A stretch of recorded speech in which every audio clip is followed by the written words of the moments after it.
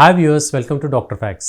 ఈరోజు మనం మాట్లాడుకునేటువంటి topic gall బ్లాడర్లో రాళ్ళు, కిడ్నీలో రాళ్ళు ఇవి ఎందుకు ఏర్పడతాయి, వీటి లక్షణాలు ఎలా ఉందో తెలుసుకుందాం. మనకు కుడి పక్కన లివర్కి పై భాగంలో దగ్గరి భాగంలో ఉండేటువంటి అవయవం పేరు గాల్ బ్లాడర్ అంటాము. వీటిల్లో నుంచి మనకు బైల్ సెక్రిషన్ జరుగుతూ ఉంటుంది.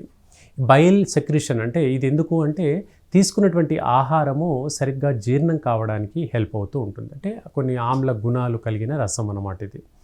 సో ఇది గాల్ బ్లాడర్ తాలూకు అంశం అండి. సో ఈ గాల్ బ్లాడర్లో రాళ్ళు ఏర్పడితే మనకు కుడి పక్కన పక్కటెముకల్లో విపరీతమైనటువంటి నొప్పి వస్తుంది. కుడిపక్క పక్కటెముకల్లో రిబ్స్లో విపరీతమైనటువంటి నొప్పి వస్తుంది. అలాగే ఫుడ్ ఏది తీసుకున్నా కూడా వామిటింగ్ సెన్సేషన్ ఉంటుంది. అలాగే కళ్ళు తిరుగుతున్నట్టుగా అనిపిస్తాయి, నీరసంగా ఉంటుంది ఈ లక్షణాలు ఉన్నప్పుడు. దీంతోపాటు వామిటింగ్ సెన్సేషన్, కడుపు నొప్పి, ఈ లక్షణాలన్నీ కూడా కంటిన్యూస్గా ఎక్కువ కాలంగా వేధిస్తూ ఉంటాయి.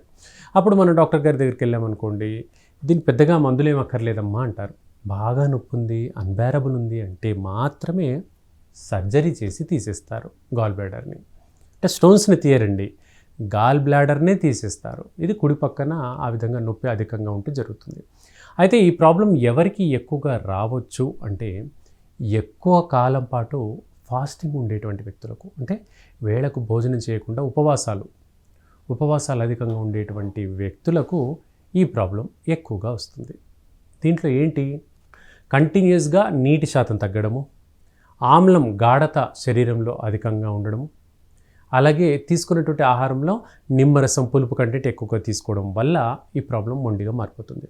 ఆ రాళ్ళు 1-2 ఏర్పడవచ్చు, ఒక 5-10 కూడా ఉండొచ్చు. ఒక బంచ్, ఒక ముద్దలాగా, ఒక గ్రూపుగా కూడా ఏర్పడవచ్చు రాళ్ళు అనేవి. దీనివల్ల విపరీతమైనటువంటి నొప్పి కుడి పక్కన పక్కటెముకల్లో ఏర్పడుతుంది. విన్నారు కదా. సో ఇది గాల్ బ్లాడర్లో స్టోన్స్ అండి. ఇది బాగా మొండిగా ఉన్నప్పుడు మన మెడిసిన్స్తో ఈ రాళ్ళు కరిగేందుకు మన మెడిసిన్ అనేది హెల్ప్ అవుతుంది. అంటే ఆపరేషన్ అక్కర్లేకుండా రాళ్ళు కరిగేందుకు హెల్ప్ అవుతుంది. ఇది గాల్ బ్లాడర్లో రాళ్ళు. ఇంకోటి ఏంటి, కిడ్నీలో రాళ్ళు. కిడ్నీలో రాళ్ళు అనేవి చాలా సహజంగా ఏర్పడతాయి. ఓ 4 mm, 3 mm, 5 mm వరకు అయితే ఎటువంటి ప్రమాదం లేదు. అంటే 5 mm నుంచి 8 mm కంటే కూడా పైకి ఎక్కువగా ఉంటే కిడ్నీ డ్యామేజ్ అయ్యే ప్రమాదం ఉంటుంది.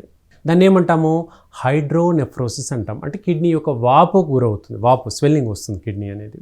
సో ఆ వాపు అధికంగా వస్తూ ఉంది అంటే దాన్ని అశ్రద్ధ చేస్తే కిడ్నీ డ్యామేజ్ అయ్యే ప్రమాదం కనపడుతుంది. ఇది హైడ్రోనెఫ్రోసిస్ నుంచి రీనల్ ఫెయిల్యూర్ వరకు దారితీసేటువంటి ప్రమాదం కిడ్నీలో రాళ్ల వల్ల కలుగుతుంది. ఈ రాళ్ళు అనేవి చాలా రకాలుగా ఏర్పడుతుంటాయి. కాల్షియం ఆక్సలేట్ క్రిస్టల్స్ అని, స్ట్రోబైట్ క్యాల్కులీ అని, కాల్షియం కార్బోనేట్ క్యాల్కులీ అని ఎన్నో రకాల క్రిస్టల్స్ ఏర్పడుతూ ఉంటాయి.